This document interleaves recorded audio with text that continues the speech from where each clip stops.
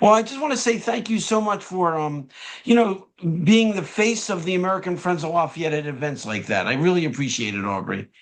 And thanks for being at all these. Tonight, you're going to learn a lot because tonight we have retired Lieutenant Colonel Frank Womble with us tonight. And if you noticed in my invitation for tonight's um, Zoom, I included his wife, Gloria Womble, on that picture because Frank and Gloria worked so closely together.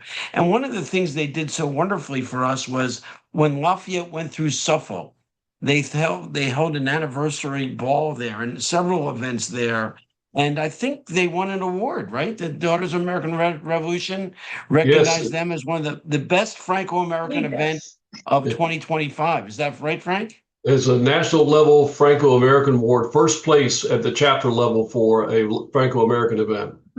So they did that, and they also have the American Friends of Lafayette calendar is thanks to the Wombles, and so many other things that Frank has done. He's taking care of making sure we have access to books that not everybody has access to.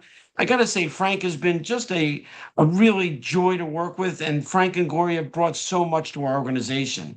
And Frank is a board member of the American Friends of Lafayette. And tonight, Frank is going to teach us a few things. Let me spotlight Frank real quick. There we go. Hello, Frank. How are you? Thank you, Chuck. Yeah. And we're going to start the presentation. Let me just admit one more person. I'm going to do this. Oh, no, I got to do it this way. Hold on one second. I got to share. No, that's not going to work.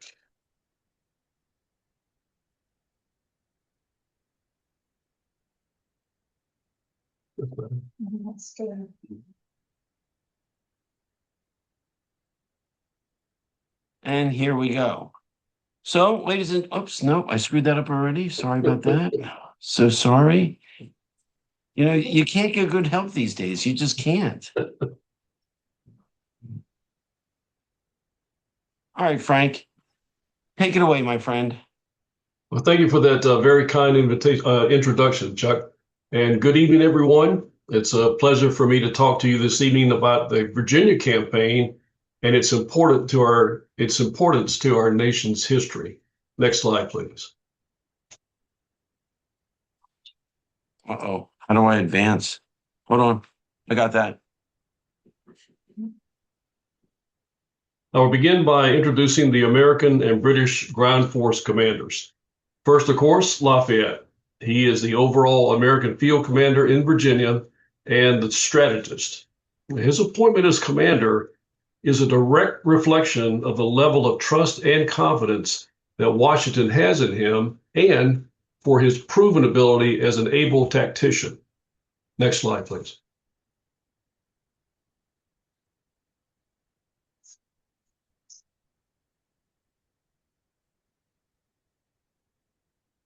We know Baron von Steuben best for his famous role in training the Continental Army during the historic 1777-1778 winter encampment at Valley Forge. However, he continued his training and standardization efforts throughout the war. Von Steuben was valued for his role as a senior advisor and as an effective organizer and logistician. Next slide, please.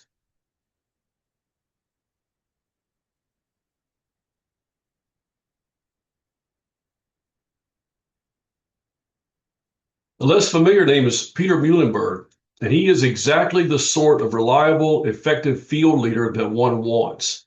His primary expertise is in militia coordination.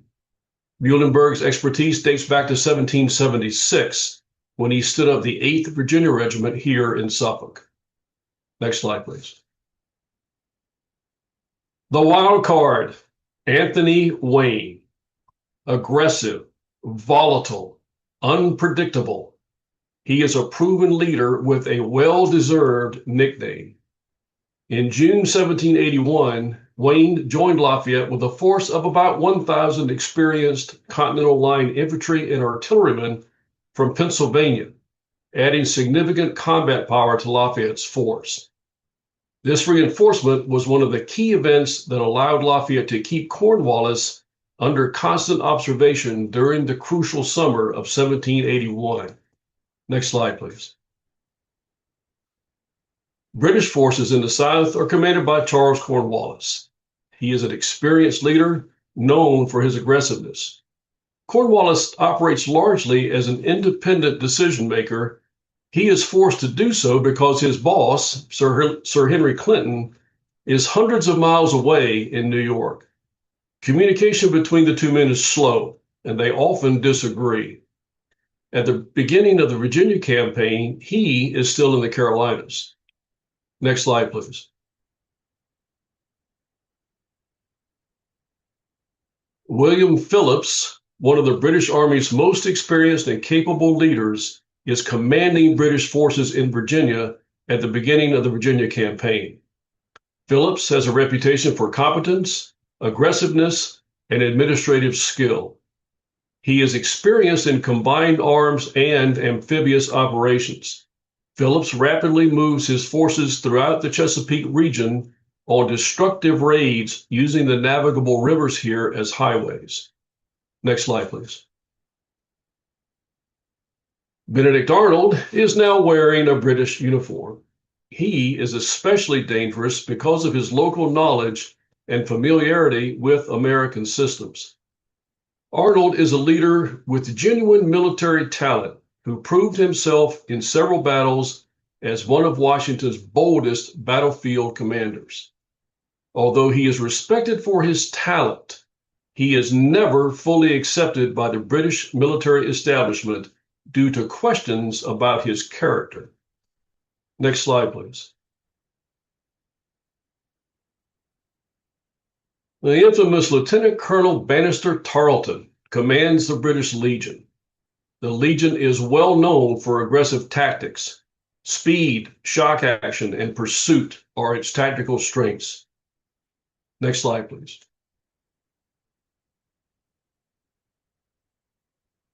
There is both very good news and very bad news leading up to the Virginia campaign. First, the good news. In 1779, the Continental Congress granted Lafayette leave to return to France, where he used his connections at court to successfully lobby King Louis XVI's government for badly needed additional support. This support would prove critical to the war effort. Working alongside Benjamin Franklin and John Adams, Lafayette helped secure the commitment of a large French expeditionary force and strengthen the Franco-American alliance. Lafayette petitioned the king for command of this expeditionary force, but the king, however, appointed the older and far more experienced Comte de Rochambeau. Rochambeau had fought in the War of Austrian Succession and the 7 Years' War. His expertise in siege warfare would prove essential at Yorktown. Next slide, please. Rochambeau's expeditionary force arrived at Newport, Rhode Island in July of 1780. The Atlantic crossing had been difficult and lengthy. About a third of his force was combat ineffective due to scurvy and other illness. Washington initially employed Lafayette as his liaison with Rochambeau. There was some friction between the two men. Rochambeau had expected to meet directly with Washington instead. Lafayette eventually wrote a letter of apology to Rochambeau about the misunderstandings, and the two men developed an effective working relationship. At the initial leaders' conference in Hartford, Connecticut, there were significant differences in opinion on how to proceed.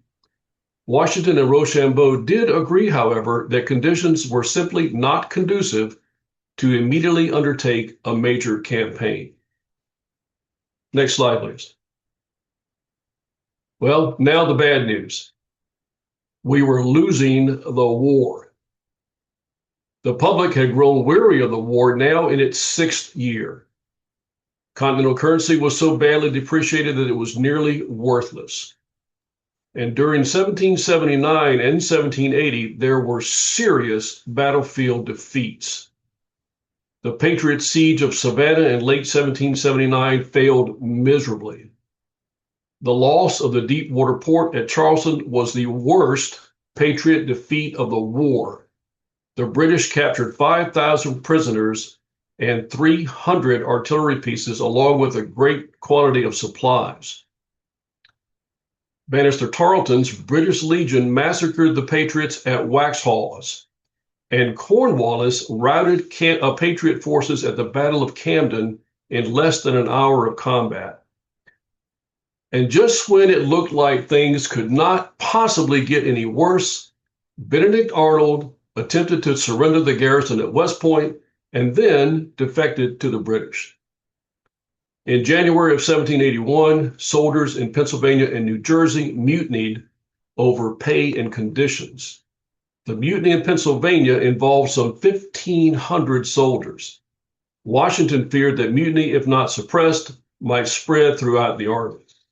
Next slide, please. In late 1780 and early 1781, however, things changed for the better.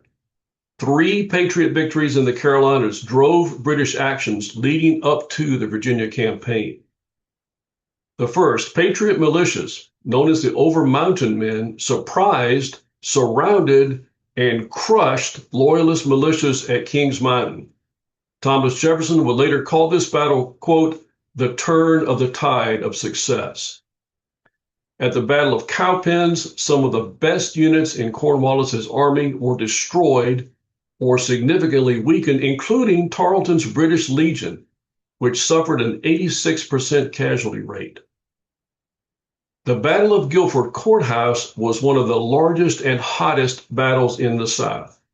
Nathaniel Greene inflicted severe damage on Cornwallis and then withdrew with his force intact. Although this battle was a British victory, the high casualty rate there would prove unsustainable. After Guilford Courthouse, the effort to recruit Loyalists in North Carolina abruptly ended. Cornwallis withdrew his exhausted army to Cross Creek, modern-day Fayetteville, but did not receive the support there he had hoped for. He continued on to Wilmington, where he could be resupplied by sea. Next slide, please. By 1781, the war in the North had stalemated. The British correctly assessed that Virginia was only lightly defended, so they decided to secure the state as a base of operations and attempt to end the war there. Their intent was to rally Loyalist support that they had failed to do in the Carolinas and destroy American supplies and industry in the richest state in the colonies. The British also hoped to lure Washington away from New York and into a decisive battle. Next slide, please. In January, Benedict Arnold led a force of some 1,800 British troops, supported by a naval squadron, on a nearly 3-week-long raid along the James River to Richmond. He burned the Patriot settlements that he encountered along the river. He then proceeded to Richmond and demanded the city's surrender. When that was refused, he burned the city and went on to burn the nearby port town of Warwick. Governor Thomas Jefferson narrowly avoided capture. Pursued by Virginia militia, Arnold withdrew to Portsmouth and set up a defensive position there. Next slide, please. In response to Arnold's raid, Washington ordered Lafayette to Virginia. His instructions were both clear and concise. He instructed Lafayette, "You will take command and act against the core of the enemy now in Virginia. You will act as your own judgment, and the circumstances shall direct." Washington was angered and humiliated by Arnold's raid in his home state, but he was absolutely infuriated by Arnold's defection to the British. He placed a 5,000 guinea bounty on Arnold's head and ordered Lafayette, "If Benedict Arnold should fall into your hands, you will execute him in the most summary way." Next slide, please.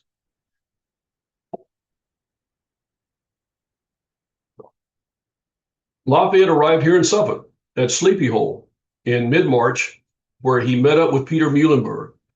His arrival marked the beginning of organized resistance in Virginia. Lafayette was frustrated, however, to discover that there was very little ammunition in the camp.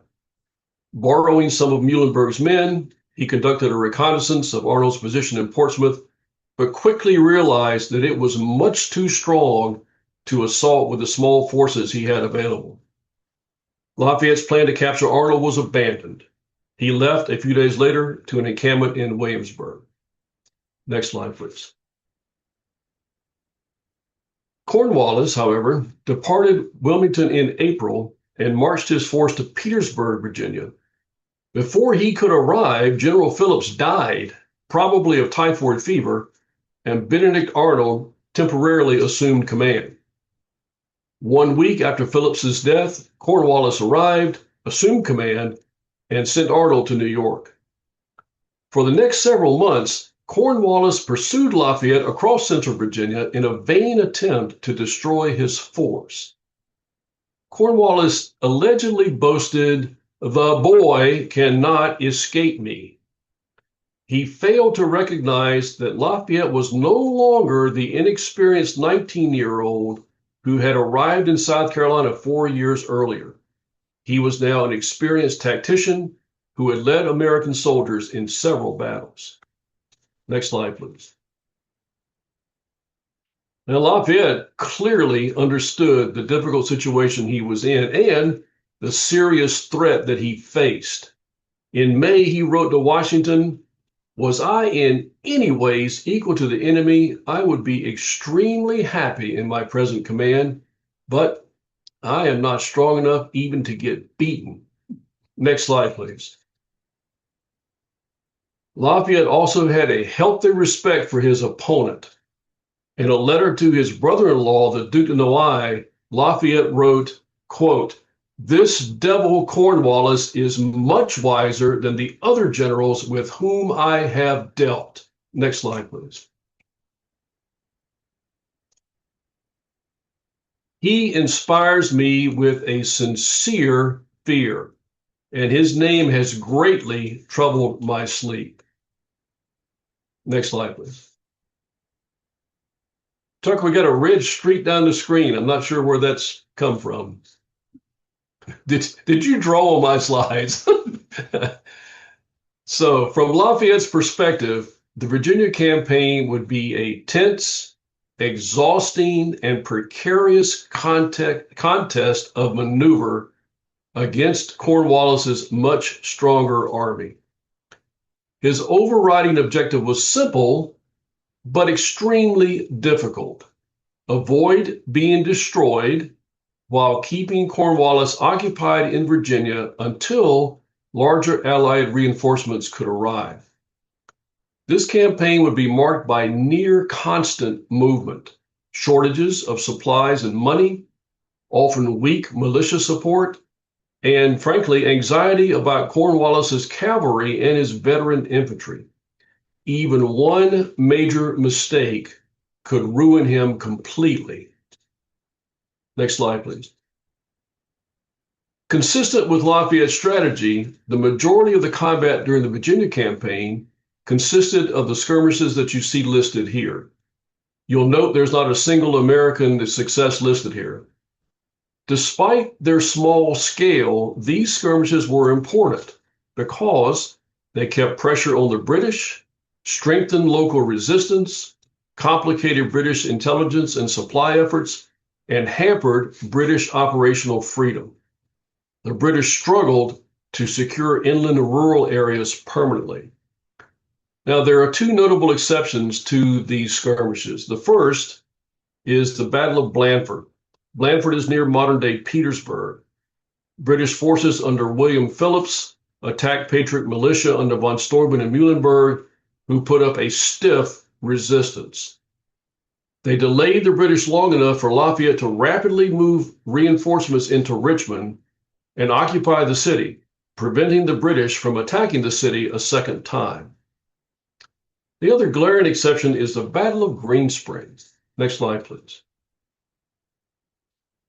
On July 4th, 1781, Cornwallis departed Williamsburg en route to Portsmouth and would cross the James River at the Jamestown Ferry. Now, river crossings are hazardous because they expose the crossing force to an attack.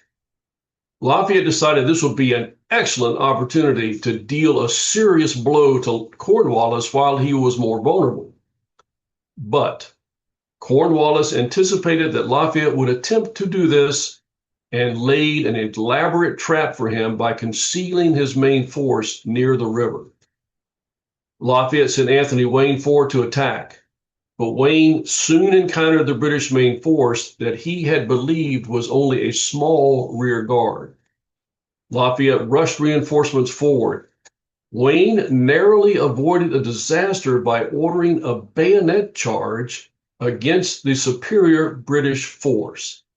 This caused just enough confusion for him to withdraw and avoid being destroyed. Next slide, please.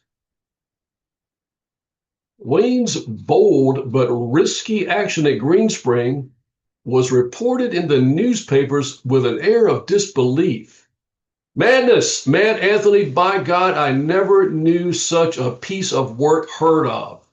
About 800 troops opposed to 5,000 or 6,000 veterans on their own ground. Wayne's biographer, Paul Nelson, would later note that Americans of the day, quote, could hardly decide after the Battle of Greenspring whether to admire Wayne for his brave and impetuous character or to condemn him as a foolhardy adventurer. Next slide, please. Now, after the narrow escape there at Greenspring, there is a notable shift in the action. Cornwallis moved to Portsmouth and consolidated his forces there. The enslaved double agent James Fayette penetrated Cornwallis's headquarters and provided critical intelligence back to Lafayette concerning British plans. Lafayette moved his force back north of the James River and changed his mode of operation from aggressive probing to one of containment and observation. Henry Clinton ordered Cornwallis to secure a deep water port suitable for ships of the line. Cornwallis and his engineers conducted a reconnaissance and concluded that Yorktown and Gloucester Point were suitable and the most defensible. But this decision rested on a flawed assumption that the Royal Navy would continue to control access to the Chesapeake Bay. Once Cornwallis moved to Yorktown, Lafayette shifted his forces forward, blocking Cornwallis's escape routes on the York Peninsula. Next slide, please. Meanwhile, a second leaders' conference was held at Wethersfield, Connecticut in May of 1781. The question at this conference is exactly the same one that Washington and Rochambeau discussed during the first conference in 1780. Should they attack New York City or move south to Virginia and engage the British there? While this question was still unanswered, French forces moved from Rhode Island to New York and joined Washington on the Hudson River in June and July. In late July, the two leaders conducted a reconnaissance in force of New York City. Washington was reluctant to move a large force on a long march south in the August heat and continued to push for an attack against New York. Now, Rochambeau had never been in favor of attacking the city, deeming the British defenses there too strong. The two men agreed on a flexible strategy. Although they would focus on New York, the key deciding factor would be the availability of French naval reinforcement from the West Indies. Next slide, please. There is a very important figure working behind the scenes of the Virginia campaign whose contributions are badly underappreciated, and that man is the Marquis de Châteauroux. During 1780 and 1781, Châteauroux traveled extensively along the eastern seaboard states. For you military folks on the call, in modern terms, what he did during his travels is called Intelligence Preparation of the Battlefield, or IPB. This analysis is critical before undertaking any major military operation. And the most important question he sought to answer was this: if the strategic situation permits, how quickly can a large combined army move south? And once the Franco-American force headed south, Chatillon was responsible for solving the logistical nightmare of supporting that force and coordinating the troop movement schedules, two other major accomplishments. Next slide, please. On August the 14th, a French fast frigate arrived with electrifying news. De Grasse has departed the West Indies and is en route to the Chesapeake Bay, not New York Harbor. The die is now cast. The plan to attack New York was immediately abandoned. Only 4 days later, the combined army heads south over multiple land and water routes. This bold, unprecedented march is the largest coordinated troop movement of the Revolutionary War. Today, we know it as the Washington-Rochambeau Revolutionary Route, or W3R. Secrecy and strategic deception are critical. Henry Clinton must remain convinced for as long as possible that Washington's force is still present and may attack New York City. By the time he learns the truth, it is too late. The route the Army takes through 6 states is deliberately designed to evade British troop concentrations along the way. While they are still on the march, De Grasse arrives at the Chesapeake Bay. Next slide, please. Only 6 days after anchoring inside the mouth of the Chesapeake Bay, De Grasse's lookouts report that sails have been sighted. De Grasse orders his captains to cut their anchor lines, hoist sail, and move out into the Atlantic. He quickly moves out to engage Admiral Graves's British fleet that has sailed down from New York. De Grasse leaves so many officers and men behind on shore that some of his guns cannot even be manned. While the two fleets battle each other, a smaller French supply fleet under Admiral Barras, sailing from Newport, Rhode Island, slips in behind them, enters the Chesapeake Bay, and sails up the York River to deliver critical siege artillery and other supplies. Now, this battle is tactically a draw, but the British fleet takes the brunt of the damage. Graves leaves and returns to New York for repairs, leaving De Grasse and the French fleet firmly in control of access to the Chesapeake Bay and resulting in the most important strategic victory of the war. Cornwallis cannot be reinforced or evacuated, sealing his fate. Next slide, please. After a difficult 4-week-long march, Washington and Rochambeau joined forces with Lafayette in Williamsburg. 4 days later, the 3 senior commanders, Washington, Rochambeau, and De Grasse, meet on De Grasse's flagship, the Ville de Paris, in Lynnhaven Inlet off modern-day Virginia Beach to coordinate their final plans for the siege. Washington concludes that Cornwallis can be bombarded into submission.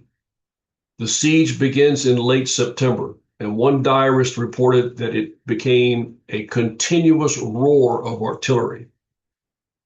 The French have a critical expertise that the Americans lack. Rochambeau and his combat engineers have extensive knowledge and practical experience in conducting a major siege operation. Next slide, please. The 2 remaining outer British defenses, redoubts 9 and 10, must be taken. Washington orders a bold night attack. To maintain the element of surprise, he directs that muskets will not be loaded. The assault will be with bayonets only. The password that night was Rochambeau. To American soldiers' ears, that sounded like "Rush on, boys," and that's exactly what they did. Both redoubts were taken in less than 30 minutes with minimal friendly casualties. The Allies quickly extended their siege lines closer to their British defenses, allowing them to move the artillery even closer and fire directly into the British defenses. Now completely out of options, on October 17th, a British officer waves a white flag on the British ramparts while a drummer beats a parley. Next slide, please. Cornwallis surrendered his entire 8,000-man force on October 19th. Pleading illness, he did not attend. This famous painting by John Trumbull depicts Cornwallis's second in command, General Charles O'Hara, handing over his sword to American General Benjamin Lincoln. French forces are depicted on the left, Americans are on the right. Washington is mounted on a brown horse at the right background. Lafayette is the second figure on the right under the American flag. Next slide, please. So why did this all work? The success of the Virginia campaign begins with unity of command. Washington is the commander-in-chief. All forces, French and American, are subordinate to him. The importance of the Franco-American alliance simply cannot be overstated. This campaign would simply not have succeeded without it.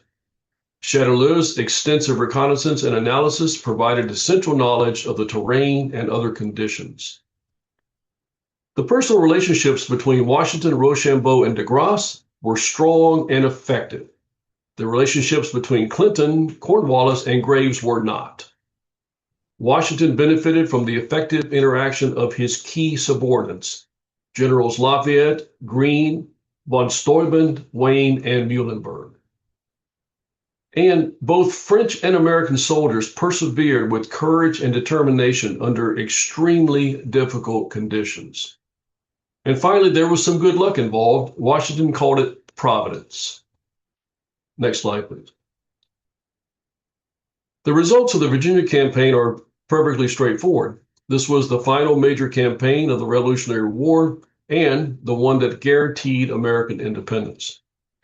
When the news of Cornwallis's surrender at Yorktown reached England, British Prime Minister Frederick North exclaimed, "Oh God, it is all over."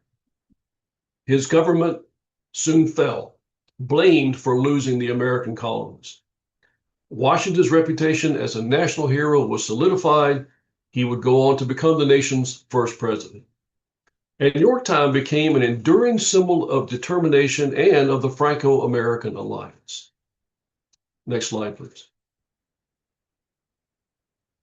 The long-term significance of the Virginia campaign was profound. At the 1787 Constitutional Convention, Benjamin Franklin was asked, what form of government would we have? He famously responded, a republic, if you can keep it.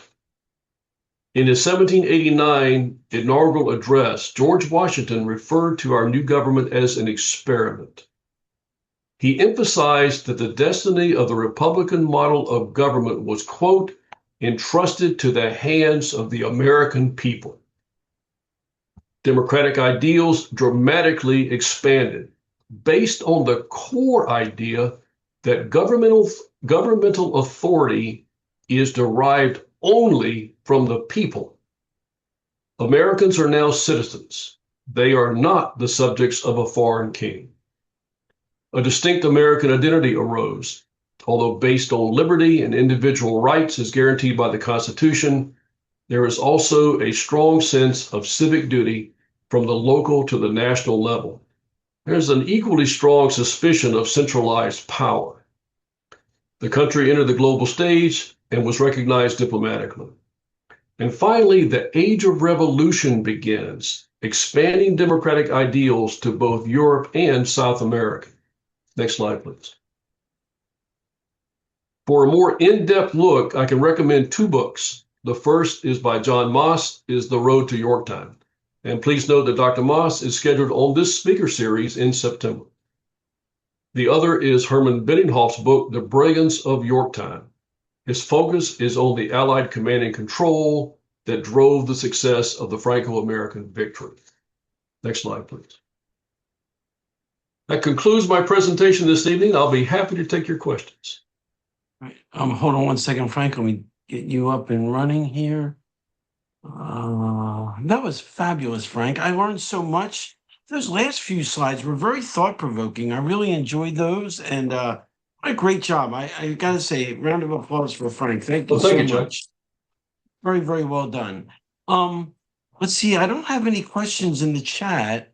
I have a "This is awesome," and I have a "Viva Lafayette," and I get a round. You're seeing the round of applause there, Frank. Yes, I am. I'm going to let people I see raised hands. Okay, so here we go. I'm going to start with Roy Wolf. Now, Roy Wolf is, for those of you who don't know, is our young Lafayette. He'll be performing in Virginia this weekend, and he also will be with us at our annual meeting in New Orleans. And Roy is going to France for a few weeks to see all things Lafayette. So, Roy, what question do you have for Lieutenant Colonel Womble? Ah, bonsoir, bonsoir. Bonsoir. Monsieur Womble, I really, really enjoyed your talk. This is a really fascinating subject. I just wanted to ask a little bit more about General Phillips. Mm. If correct me if I'm right, he was the colonel of artillery at Minden, right? Where Lafayette's father was killed. That's the story. Is Uh, that I believe he was there. There's a part of that story that says he fired the fatal round. I think that's mostly a myth, but yes, he was there at Minden. very cool? Well, thank you. And wasn't he also responsible for the massacre at Paoli? That one I don't know, Chuck. I think so. I think he had a hand in that. But he died here on American soil before Yorktown, did he not? He did. He died right before Cornwallis arrived in Virginia from probably from typhoid fever. And the other question I have then, Frank, is Battle of Minden, where Lafayette's father died. And that was a great question, Roy, by the way. Thank you. Um, Other people that we know are at the Battle of Minden, which took place in 1759, I think.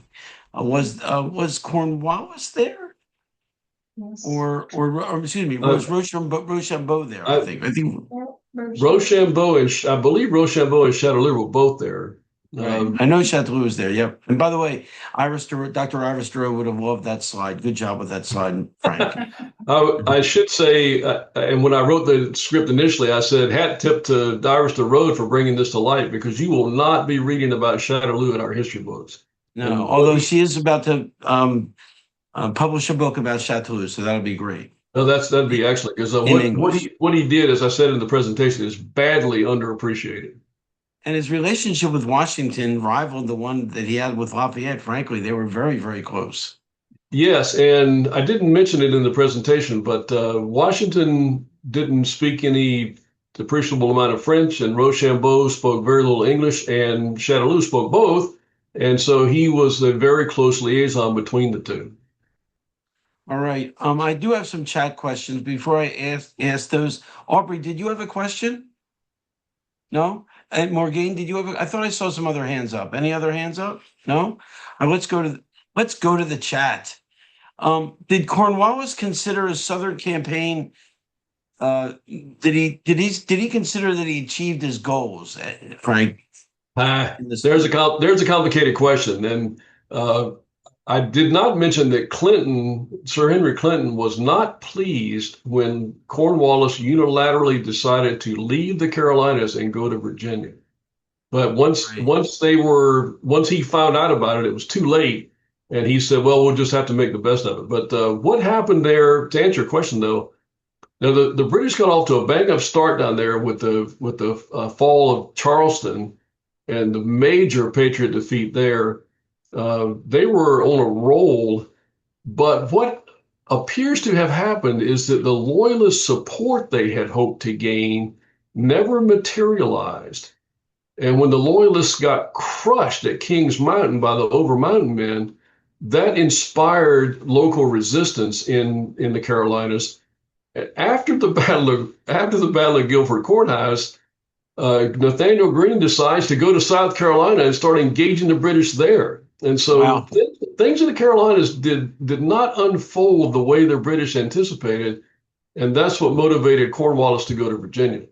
And as I said, Virginia was lightly defended. I imagine, well, of course, then Arnold's very successful raid in January of 1781. So they probably thought they could pull it off there in Virginia, where they had failed so miserably in the Carolinas. Frank, another question here. Did Lafayette ever get close to Benedict Arnold near Richmond? How close did Lafayette ever get to Benedict Arnold? I don't think there was ever any substantive contact between the two. when he took a very small force over to Portsmouth from Muhlenberg's camp to do the recon. They encountered a small group there, kind of by accident, a group of Hessians, and there was a skirmish at a place called Scotch Creek. But that was a very minor engagement. He did not get close to Portsmouth, and I don't think there was any significant encounter between the two of them around Richmond either, because Cornwallis was busy with von Steuben and Muhlenberg, while Lafayette was headed into Richmond with his reinforcements.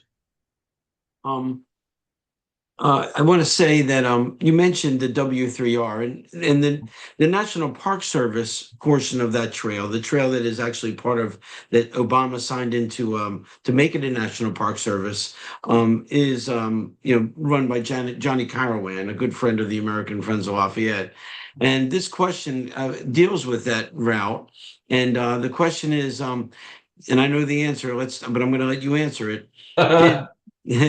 Did George Washington, and I'm going to add to this question, did George Washington and Rochambeau use both land and sea to move troops and supplies from New York to Yorktown?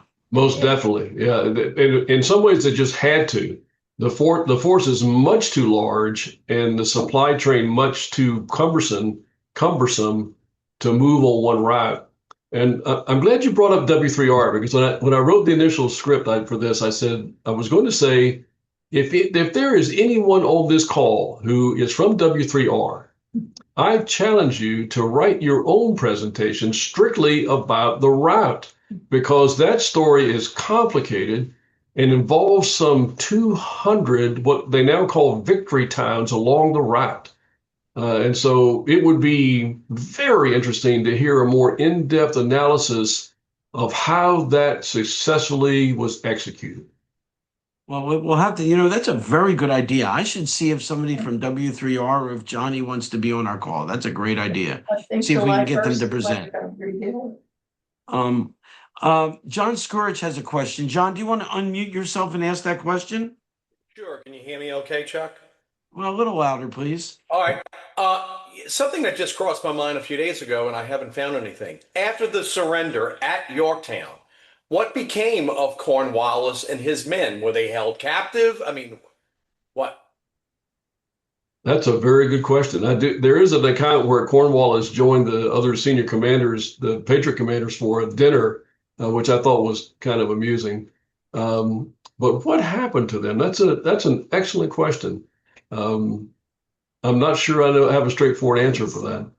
Well, I'll tell you, Frank, what disappoints me is that Lafayette went to London and had dinner with them all. I mean, it was kind of, I didn't expect to read that, but he went to London, hung out with them. I even hung out with Tarleton a little bit, and I think Tarleton and him had a mandate. They saw a play together and had dinner together. So I mean, I don't know. I wanted them to be bitter enemies for life, but apparently, warfare in Europe in the 18th century was different.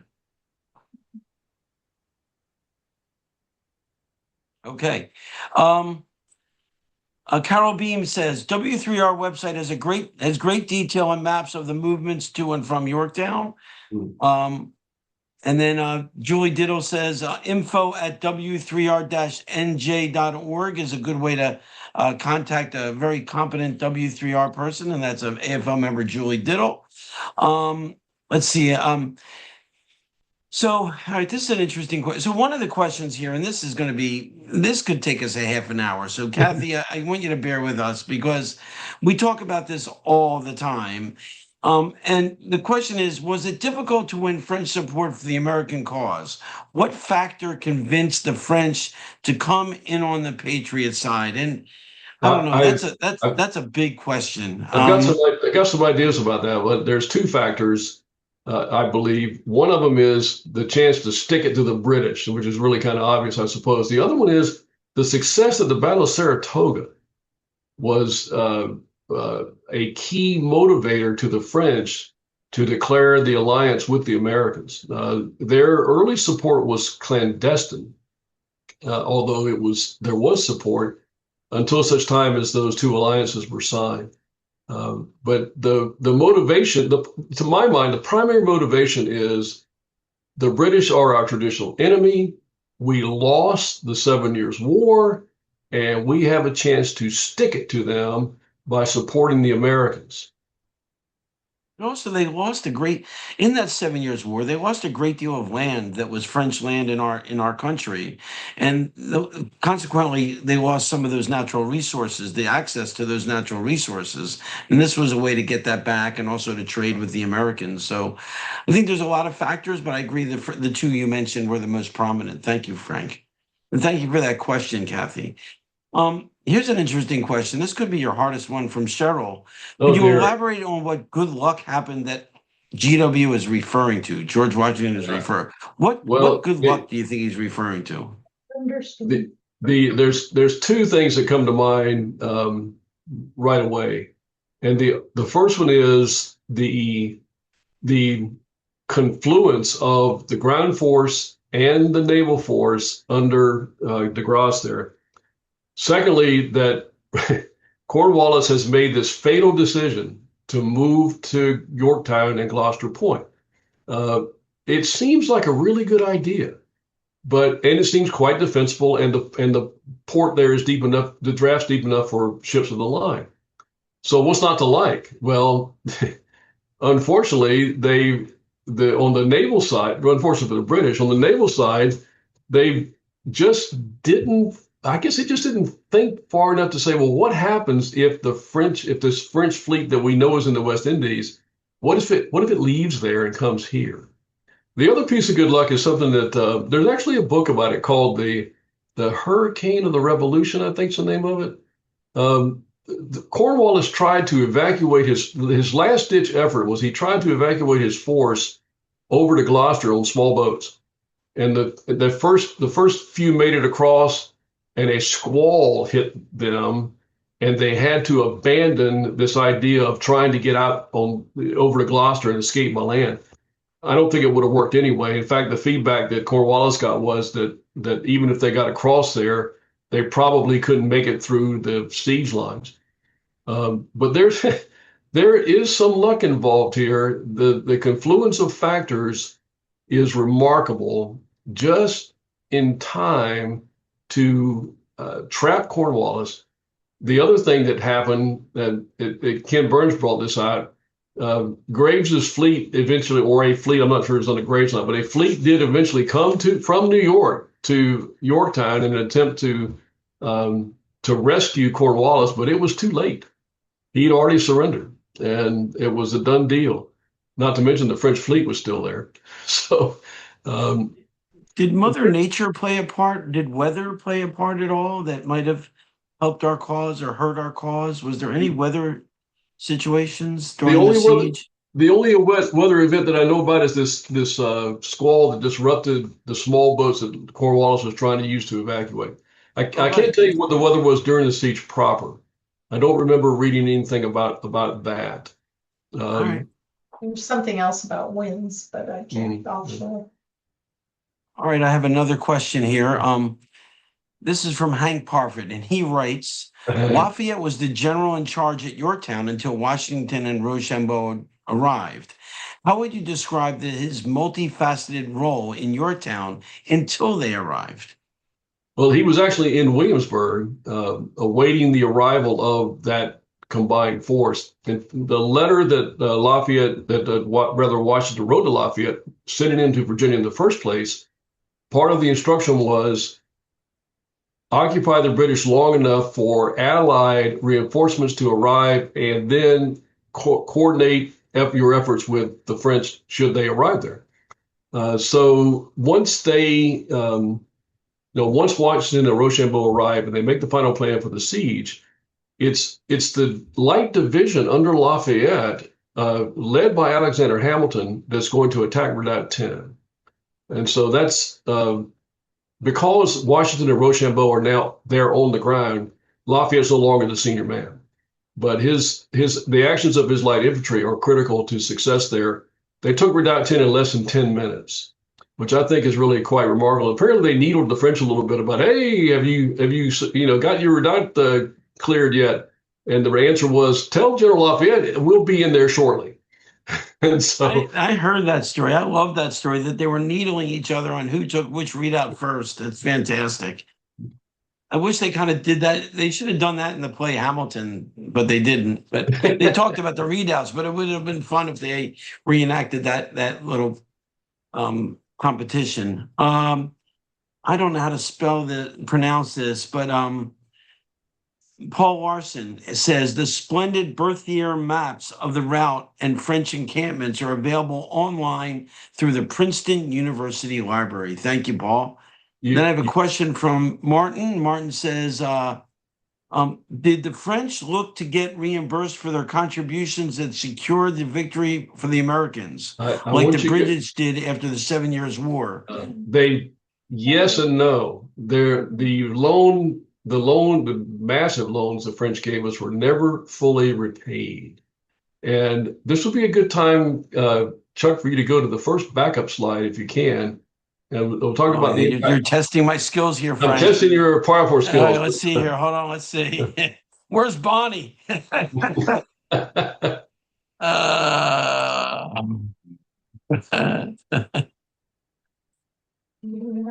Okay, my first backup slide. Ready? Yeah. Backup slides. Yeah. You guys didn't even know we were going into extra innings, did you? Extra innings, yeah. More baseball. Yep. Oh, I'm sorry. Next slide, please. This is. Oh, I've screwed it up. Keep going. We'll get to it. Wait a second. I'm sorry. I'm not going past this slide. You got to tell me what's happening here, Frank. Oh gosh. Well, this is at Chuck's urging, I took some of the slides out because the presentation was a bit too long. But this is the Siege of Savannah. And this is part of the bad news that I told you about earlier. This is a depiction of the assault on the 9th of October. It did not go well. In fact, it just failed. And Casimir Pulaski, who you see here on the black horse in the front center, the father of the American cavalry, was mortally wounded at this battle and died a couple of days later. He was the best dressed of all the European leaders, I believe. Yeah. All right, here we go. Anyway, you're gonna flip forward some more till you get to the French slide. French slide. And boo, boo, boo, yeah. Boo this one, boo. Yeah. Okay. You'll get. Wait, before Frank, I want to talk about this 1 second. Yeah, I'm having a good time here. Okay. This is a good one here. Yeah. So this is a battle where there was only one, I believe, one British soldier on the field. Is that correct? Right. Ferguson was the British major who was in charge of the Loyalist militias. Get this, the Patriot militias apparently had no overall commander. They formed into 8 separate detachments and did something you're not supposed to do. They attacked uphill repeatedly. They had achieved complete surprise over the Loyalists, and they crushed them there at Kings Mountain. But it is I would call it an unexpected victory. There's an organization of the Over Mountain Men Trail that's quite interesting. But the Over Mountain Men were primarily riflemen, actually, who literally came over the mountains and rallied there at Kings Mountain and there was just a major British defeat. Well, it's a British defeat, but it was Americans against Americans. That's what I was trying to bring up. I couldn't quite get it. This is the largest all-American battle of the war. Okay, we'll get to the French here eventually. I'm sorry to screw you up there. I don't see that slide. Did I take it out? Talk to it. Well, I guess I did. I thought it was still in there. Anyway, the French actually came out probably the worst from the Revolution. Their territorial gains were minor. Their debt was massive, and as I said, the loan to them was never completely repaid, and the amount of debt that the French government incurred would be a major contributing factor to the French Revolution only a few years later. They just simply could not come up with any kind of workable solution on how to get out of debt, and were essentially bankrupted, and that drove the revolution. And it was. All right, Frank. This next question is from our president, who, by the way, joined late. I'm going to point that out because we were talking about him earlier. But anyway, with that said, and I'd like the chance to answer this question to impress our president. Now, Frank, you're going to tell me if I get it right or not, okay? Okay. And the question is, when do you believe the Virginia campaign actually began? And I want to say it's March 14th. Yeah. Well, yeah, Lafayette he actually went to Williamsburg before he came here to Suffolk, but he went to Williamsburg, talked to von Steuben, and then he rendezvoused with Muhlenberg at Sleepy Hole on the 19th of March. And that is in my mind, the true beginning of the Virginia campaign. So Virginia Lafayette Day is March 14th. And I thought that the reason they picked March 14th was Right, because that was the beginning of the Virginia campaign. But it That's- must be the first. Yeah, that's when he arrived in Williamsburg. Okay, very good. All right, good job. And by the way, ladies and gentlemen, you got to understand that. Think about this for a second. Frank prepared his slides and prepared to give us a talk, and now we're asking him questions that he did not prepare for, but you're answering wonderfully, Frank. Way to go, big guy. I'm trying. Allison Guinness mentions, in spite of losing to the Americans, Cornwallis has a huge statuary display in St. Paul's Cathedral. Well, that's because Cornwallis won more battles than he lost. I Do you guess agree so. with that, Frank? Well, he was experienced and had been victorious largely until until he went to Guilford Courthouse. And those of you who know your ancient military history will know that was a Pyrrhic victory. Cornwallis, they won because Nathaniel Greene left the battlefield, and in the 18th century, if you left, you lost, and whoever held the field won. So the British won there, but the Whig leader James Fox back in England he quoted Plutarch and said, "Another such victory will ruin the British army." Their losses were so high.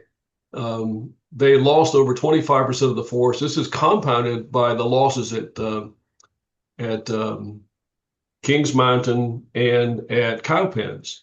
And Cowpens was a serious blow as well. And the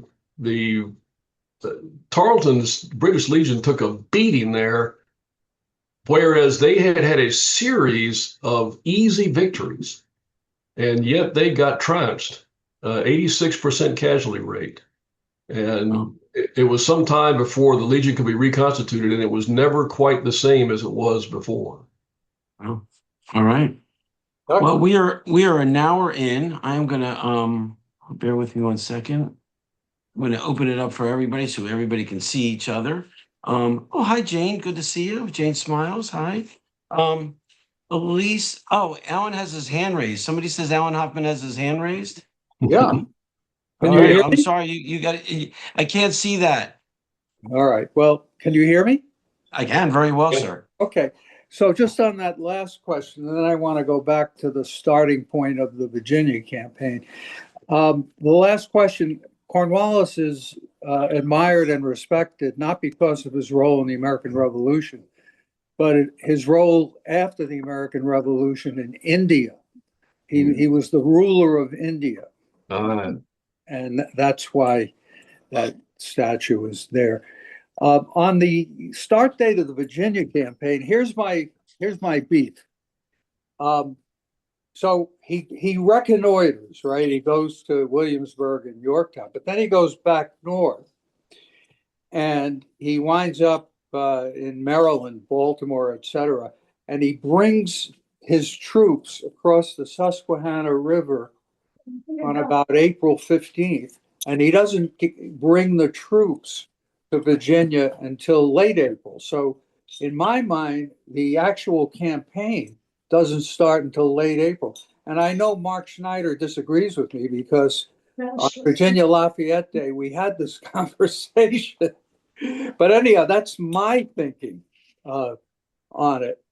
But who knows? What does John Mass say? Does he have take an opinion? That's a good. We'll find out. Let's find out in September. We'll find out in September. He is writing a new book, which is why we're having him on in September. The book is going to be about Lafayette. So we're very excited about that, and specifically to the Virginia campaign. So we'll learn more about Lafayette and what he did there. And I just, again, want to thank Frank very, very much. I know you worked very hard on this, and it was extremely well attended, Frank. So let's give Frank a round of applause. There we Thank go. 70. Thank you so much, sir.